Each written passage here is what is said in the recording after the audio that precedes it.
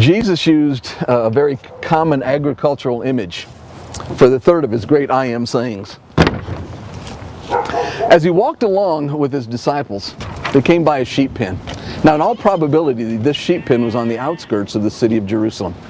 And if that was the case, then it would have been a common pen. Now, what that meant was that several shepherds had come together to bring all their flocks into one location. The pen they would have constructed would have been made out of rocks, stacked several feet high for protection. But also, it would have been so that they could rotate their schedule, so as one shepherd stayed with the flock all night, the rest could go home for some sleep. If it was in a more remote area, then the pen would have been much smaller, and it would have been made out of still stacked rocks, but it also would have had sticks and brushes and briars and thorns and sharpened sticks on the very top layer to keep out the predators. The common feature, whether it was a large common pen or a smaller pen, was the gate. Now, these pens would usually be circular, with a small gap as the only opening into the pen.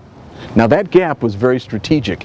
It was measured to be as wide as 3/4 of the height of the shortest shepherd. For each night, the shepherd would sleep in the pen, literally becoming the gate.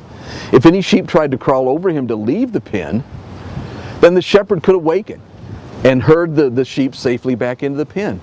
If any predator tried to crawl over the shepherd to gain entry into the pen, then the shepherd could again awaken and drive away the predator.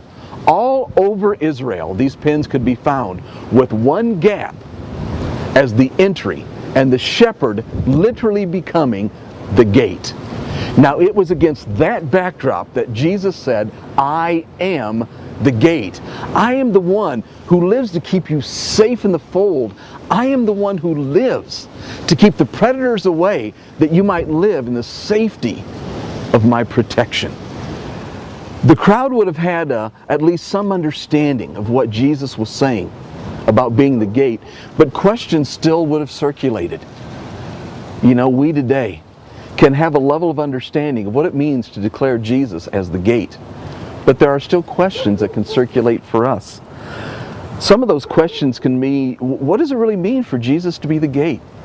What are the implications of that for me as a believer in the 21st century? And what about this predator that he's trying to keep on the outside? What does all that mean to me? Well, you know, Jesus addresses these questions and many more in the 10th chapter of the Gospel of John.